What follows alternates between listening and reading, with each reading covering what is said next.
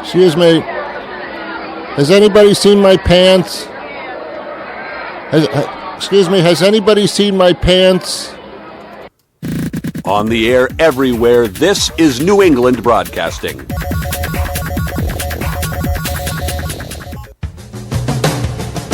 Good morning, good afternoon, good evening, good night. It's the Ron Van Dam Show. Thank you. Hold on tight, things can get a bit weird, if you like that sort of thing.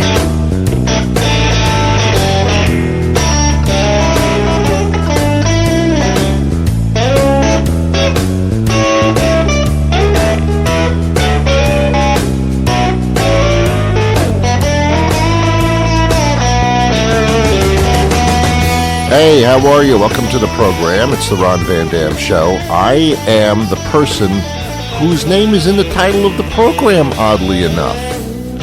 I'd like to call the show Has Anybody Seen My Pants? But that sounds too much like a game show.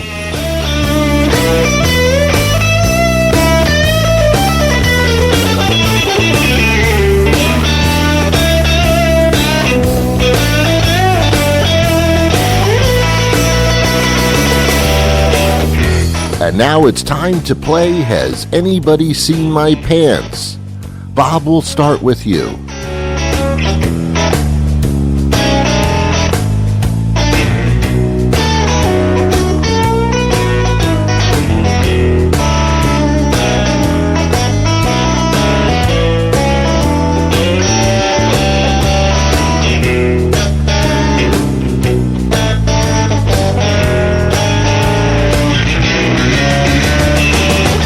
Well, I went to my doctor last week, and my goodness, thank goodness, my doctor told me I'm not pregnant. I thought the craving for strange foods had to do with my pregnancy, the fact that I was tired and just lethargic, but apparently no, I'm not pregnant at all. Doctor even went as far as to say, Ron, you can't be pregnant because you're a man. I said, oh my God, I overlooked that. But I'm still eating strange things nonetheless. Yeah, maybe someday. Maybe someday.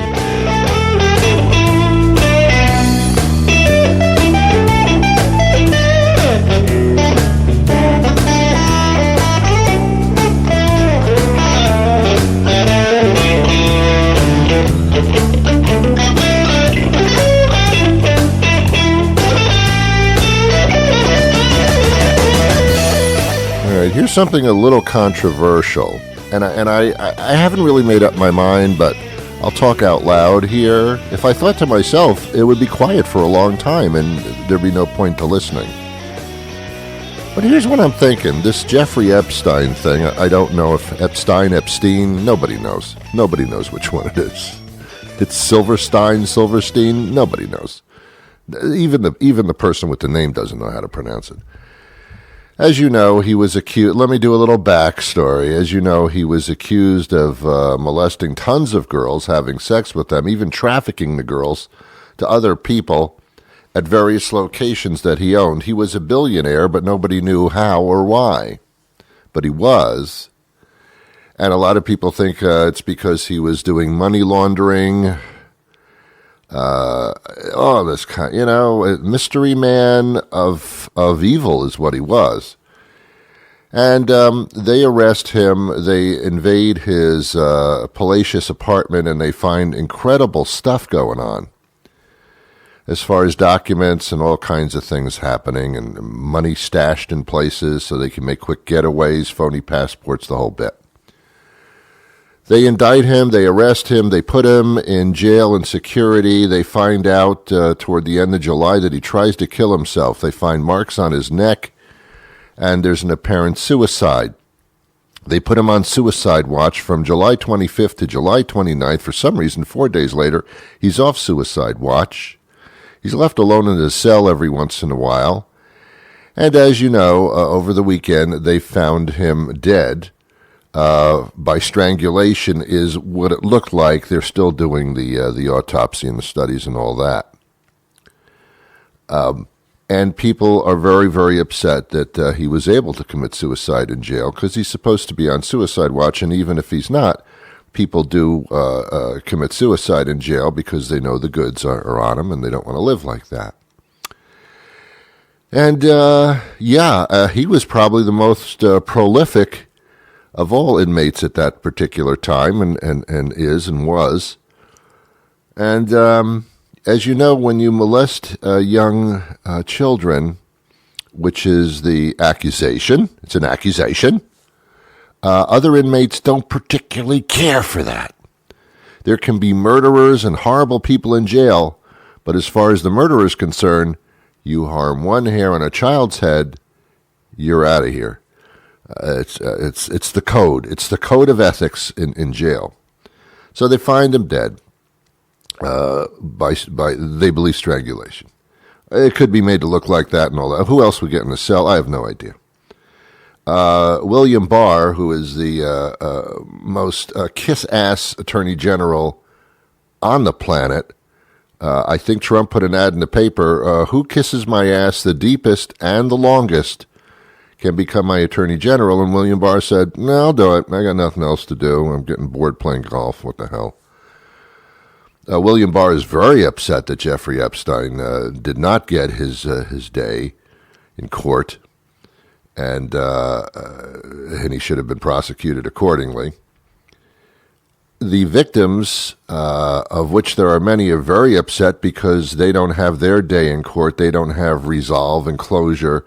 They aren't able to face this horrible demon face to face and tell them what they did and how they ruined their lives and all that. Here's my take on it, and I don't know what's wrong with me. I don't know if you agree with me or not. He committed suicide in jail. And you don't commit suicide unless you don't want to be here, especially when you've been put in jail because of great accusations. The day before his apparent suicide here, the New York Attorney General's investigative team of America found even more documents that apparently, according to the New York Times, were incredibly damning to the point where, like, there's no trial you really need to have. We got the goods on him like it's unbelievable, plus more. And the next day, Epstein commits suicide, having caught word that this material was found. So, obviously, to my understanding, in my head, he said, oh, crap, the jig is up. I'm going to spend the rest of my life in jail. I don't want to do that. I'll commit suicide. He knows that he knows what he did and decided to take the exit door in a different way. The victim should be kind of happy. I mean, you know, they got molested, and this guy is dead by his own hand. I think that's retribution. Like, what more do you want? Also, the prison system doesn't have to sweat this guy. We don't have to go through these expensive trials, these long, drawn-out things. He's due a trial because every person is, thought, innocent until proven guilty, that kind of crap. So, whatever. But this guy said, no, I'm not going that route. I'll take my own life. So, like, what's the problem? Do you know how much money we saved by housing a guy that's never going to get the death penalty? He's going to live the rest of his life in jail. If he was innocent and he still took his life, okay. I mean, I don't see the big hubbub. Here's the hubbub. I'm sure you disagree with me, but that's my take on it. Here's the big problem: is the president, and I use that term so loosely, the schmuck in the White House. And I'm sorry, he would call me a schmuck in a second publicly. Why can't I call him a schmuck? What, is he above the law? Oh, that's right, he is. The guy in the White House, the Trump guy, actually retweeted a tweet saying that the Clintons were probably responsible for the death of Jeffrey Epstein. Somehow they infiltrated the prison system and had him killed. This was not Trump's tweet. It was a tweet that Trump saw and decided to take that tweet and tweet it out himself. retweet is what they call it. It's not a tweet, it's a retweet. It's like refried beans. They've already been fried. We're going to fry them even more. And I will fry them more. I didn't create the beans. I didn't fry the beans in the first place. But I'll fry them more. And these are my refried beans to you. I have a hand in it. I'm just passing on information that I thought should be passed on. Donald, are you crazy? I think you are. Mr. Conspiracy guy? The guy that lies, gets things wrong 24 hours a day, you're retweeting that? What, so the Clintons can have a target on them? What is your obsession with the Clintons? I know what it is, Don. I know what it is. I know what everything is. You want to be in power, number one, most popular. You want to be on top of the globe 24/7. Even if it's for bad stuff, your name is still running all over the place. And Don, that woman, Hillary Clinton, really should be sitting in your seat. She won the election by popular vote. More people in the country, by 3 million, preferred her over you. You won the Electoral College. I don't know what the fuck that means. I guess we go state by state. It's like a backdoor way of winning. I mean, popular vote should rule. I don't know. I don't care and I don't know. But if popular vote doesn't rule and you got to make up other little ways of winning an election, that's like just wrong to me, but whatever. I mean, what am I going to do about it? Popular vote wins. You get more votes than somebody else, you win. I don't know what's more elementary or honest or pure than that. But somehow Trump wins the presidency through a state thing. But he knows she won the presidency. More people went for her. More people liked her. As much as they hated her, they, I guess, hated you more, Don. And he cannot live with the fact that she got more votes than he did, A, and B, that it was a woman who beat his ass. I think it's part of that. I think that's what it's all about for this man. Anyway, to retweet something like that is not only irresponsible and stupid and childish. Don, I think you're... I always say you're starting to lose it. I don't think you had it. I think it just becomes more obvious that you never had it. Oh, man. Stop picking these rock stars to be president. Will you please stop doing that? Choose a person that can make us feel good and bring us together. That's all I want. It's for the person sitting in that house. You want to sit in that furniture? Be nice. Yeah, I know you got to be tough as president, but not to your own people. You're supposed to love them and bring them together and make things better, not divide them. Divide and conquer. What's wrong with you? It's your own country. And let me tell you something else, Don. Your entire life has been like leaning on bankruptcies. I don't want this country to go bankrupt. So this is not a business, Don. It looks like it and it's run like it, but it isn't.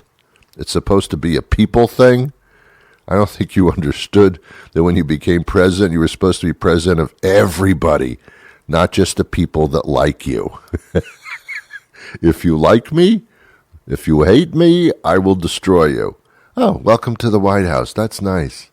What a wonderful thing. What's going on, huh? What is going on? Let me tell you something about Ron Van Dam. He is not afraid to voice a controversial opinion now and then. If you're eating 4 donuts for breakfast, you're probably eating a dozen donuts for lunch. Whoa, slow it down, Radio Rebel. Don't burn it out all at once. You wild man. You are listening to The Ron Van Dam Show on New England Broadcasting. That was a little insulting, but whatever. Guess what I did over the weekend? Go on, guess. I'll wait. No, I didn't do that either. No. Well, you think I would do that? No, I did not. Wow. I'll give you one more guess. No. I would have liked to do that, but no.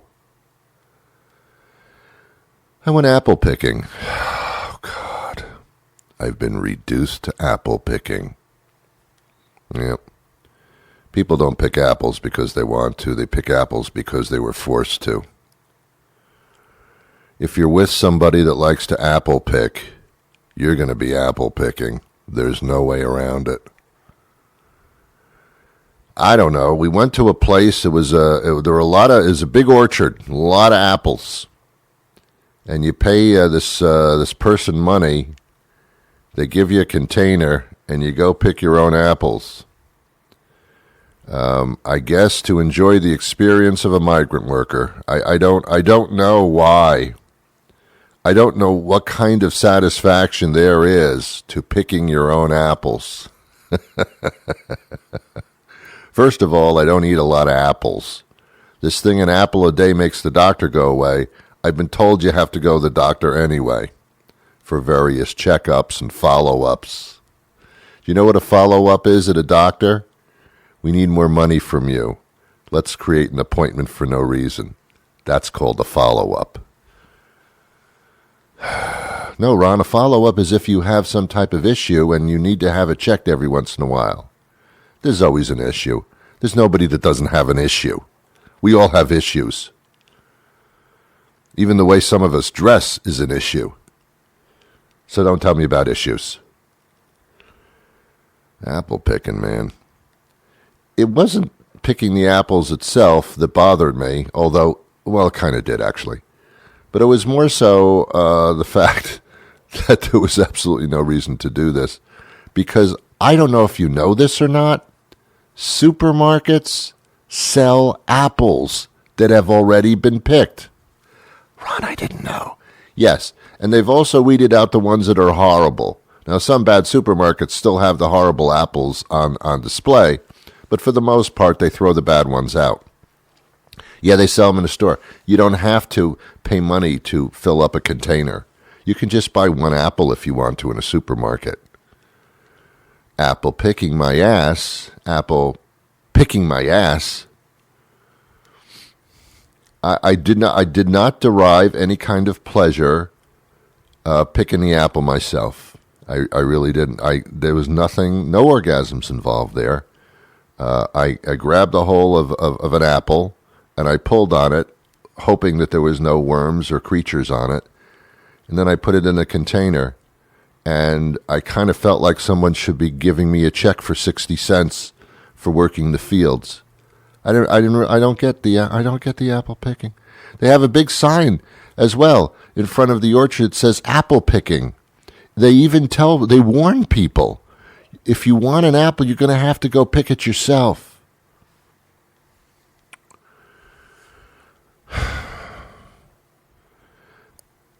It was mostly women. Any man that was apple picking because they were forced to.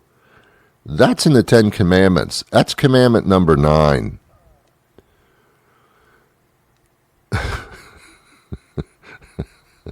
It could be 8. I don't know numbers. I don't know exit numbers on highways.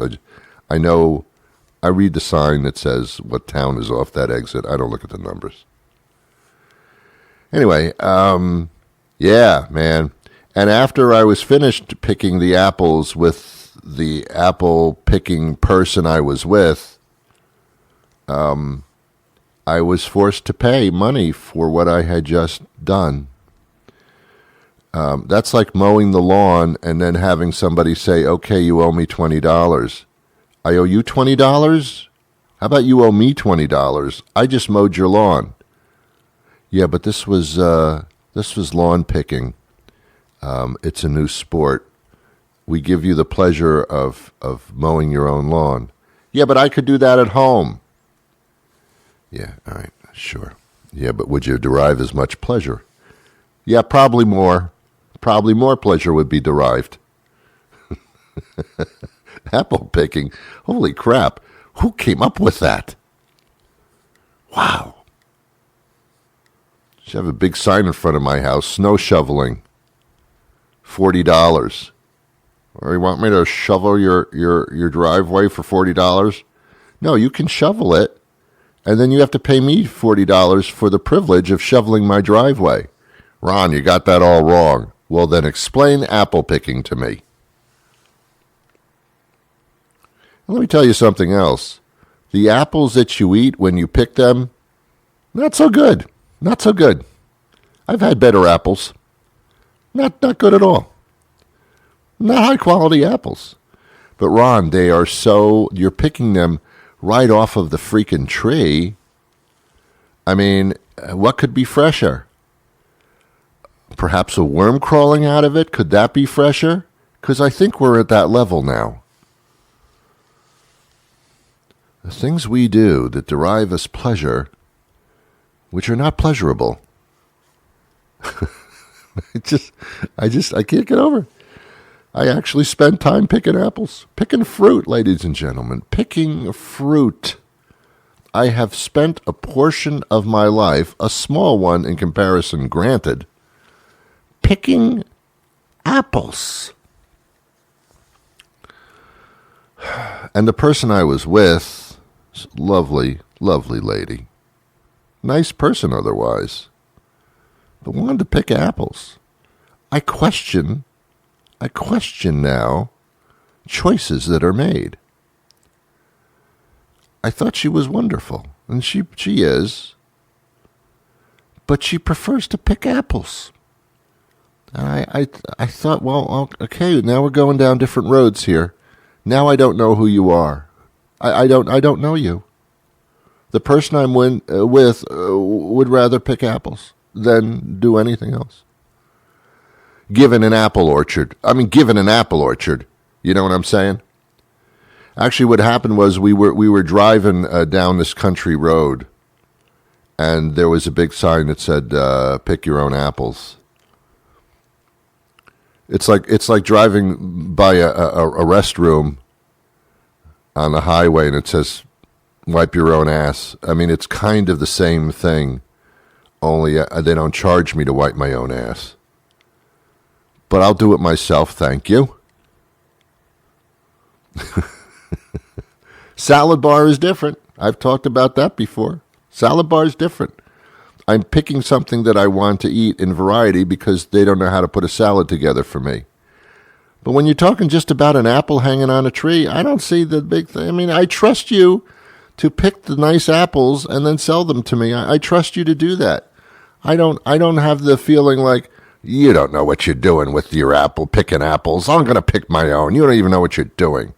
No, I think they really do know what they're doing. All right.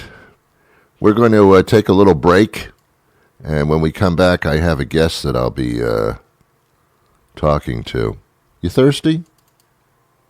Let others say that water is just water. Each bottle of Aqua Mira all-natural artisanal gourmet lifestyle water contains only the finest hand-selected waters gently and sustainably culled from free-range certified glacial streams in fair trade countries. Skillfully aged in stainless steel, cruelty-free tanks and quintuple filtered according to age-old Nepalese watersmithing techniques. Each non-GMO serving of Aqua Mira all-natural artisanal gourmet lifestyle water is allergen-free, safe for use on pets, and contains 0 trans fats. Yes, let others say that water is just water. For the true discerning connoisseur, there is only one. There is only Aqua Mira. Find Aqua Mira water in handy 42 packs in the beverage section of your local convenience store, liquor store, or gas station. Free bottle with every purchase of a Take This Job and Shove It lottery scratch-off ticket while supplies last. Aqua Mira all-natural gourmet lifestyle water is bottled by the Overarching Beverage Conglomeration Corporation, LLC. Good morning, Ron. Hi, Lisa. How are you? I'm doing great, thanks. Lisa Cookson is a mortgage expert, and if you're looking for a home, she's the person we want to speak to here. We're talking about tips on how to tackle the mortgage process, which is daunting. And, Yeah, it's an interesting market right now, actually. I don't even understand where mortgage prices are going, up or down or in the middle. It's just every day is different. It is. It's exciting because it's different, but as a consumer, we want to give you the confidence to go into the buying market.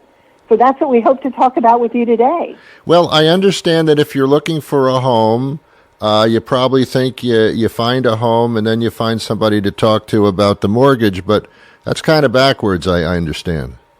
Yes, definitely. We did a survey at Penn Fed, and we found out that 61% of the buyers in the upcoming year will be first-time home buyers. Because of that, it's even more important that they take the time to get pre-approved before they start the home shopping journey. It will help them understand their debt. It will challenge them to watch their spending so that they're prepared and they can get their maximum value when they go house shopping. When you're looking for a house and someone's trying to sell their house, what are sellers looking for in the guise of a buyer? Are they looking for somebody that's already pre-approved, or it doesn't matter? Yes, we hear that every day from our real estate partners that the seller of the home considers a buyer who has a pre-approval from a respected credit union or bank as a higher opportunity for someone they choose to sell to. Okay, so it really does make a difference. Definitely. All right, okay. All right, so how do you find a mortgage establishment that you can trust that isn't going to tell you one thing and something else happens? And I mean, you got to put a lot of trust in the person that's or the company that's backing you on this. Yes, you definitely need to trust whomever you speak with. And I'd say, certainly start with your local credit union or bank so that you know them and they know you. If you have a relationship with them already, they can help you move more easily through the process. They will be able to look at your income, look at your debts, look at your savings, and maybe even offer programs like we do with the credit union where you only need as little as 3% down payment. We have a first-time homebuyer program that is excellent for those entering into the market. But it's understanding the products and understanding your options that empowers you and gives you confidence. Okay. Now you're talking with Penn Fed Credit Union. What is Penn Fed? Tell me how that's a little bit different. One of the great things about Penn Fed is we really are focused on our members and on our local community. And in a credit union, what we have the advantage of is some lower costs and lower fees that our members then need to pay. It's easy to have a conversation with us. It's easy to become a member with us. And that can all be learned quickly by PennFed.org. Okay. In my world, in my lifetime, I am 700 years old, credit unions are kind of a new thing. I mean, it's kind of a community-based people banking, I guess you would call it. When I was growing up, there were just big banks, and that was pretty much it. Yeah, credit unions are definitely an important part of the local community and the mortgage market. We feel fortunate at PennFed to be able to help people at a really important time, and that's where the programs, when you understand the programs that are being offered, you get that support. And the 3% down payment I mentioned, we pay lender PMI, private mortgage insurance, which is an expense. And then there's another feature we added that we learned from the survey that we did. We included job loss protection, which we consider peace of mind for that first-time home buyer. Yeah. You never know what the economy is going to be dealing you. Exactly. It is daunting, and you used that word in the beginning. Yeah, it's daunting. Okay. I'm a little confused about something else. Maybe you can help me along with this. I know to establish good credit, you have to have something on credit to show that you're able and consistent in paying it off, and that's good credit, even more so if you don't have any credit at all. Paying everything in cash, if you can do that, that isn't even good credit. But at what point do you owe too much, or Is that getting, what's the line of making a purchase and having credit and having too many purchases and that kind of thing? This is definitely where a trusted advisor comes in to sit with you individually, looking at your earnings and then looking at your debt to help you understand what the industry ratios are, so you know when your debt is in line, and it allows you to buy more house. Okay. You want to sit down and really walk through that with somebody who can help you with your individual facts. All right, Lisa, I'm going to throw another question out at you. You mentioned that the highest percentage is first-time home buyers. Should a first-time home buyer look at, I'm going to move into my always home that I'm going to try to spend my rest of my life in, or do I look at this as a first-time home as a stepping stone probably to a home shortly after that? I mean, what should one's outlook be? I think that it really depends on their career path and their personal journey, whether they choose their first-time home as a stepping stone or whether they choose their forever home. If you think about a lot of first-time homebuyers, they may not be living in their forever destination. Right. They may be moving because of career changes. Right. So again, it really is a very personal journey, and that's where spending time talking to someone about your dreams and your aspirations helps you get to the right product and get to the right program that can maximize your money. Well, in the interest of time, that's about all we have in order to go through those questions, but there are many more, and they welcome you to contact them and discuss all of this. They don't charge you when you call them. They talk to you. How do we get in touch? Thank you for saying that. It is a free service to consult. And if you come to penfed.org and you look for the local branch near you or the phone number, we can get you connected to an individual trusted advisor. Wow. You actually use phones. This is unheard of. You can actually hear somebody talk who's a human being. It's not a robot. It's real. Wow, it's amazing. What a concept. It's Lisa Cookson. Thank you so much for your time today. Thank you. Take care. Bye-bye.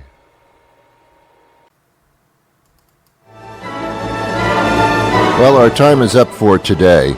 This has been so much fun for me. I don't know what it's like for you. I can't guess. But I hope it's been pleasurable to some extent.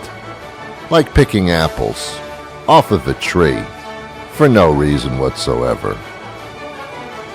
I'll be back again tomorrow with a brand new show. I hope you join me then. At any time, it's whatever you want. You know where to find me. Until then, I wish you peace.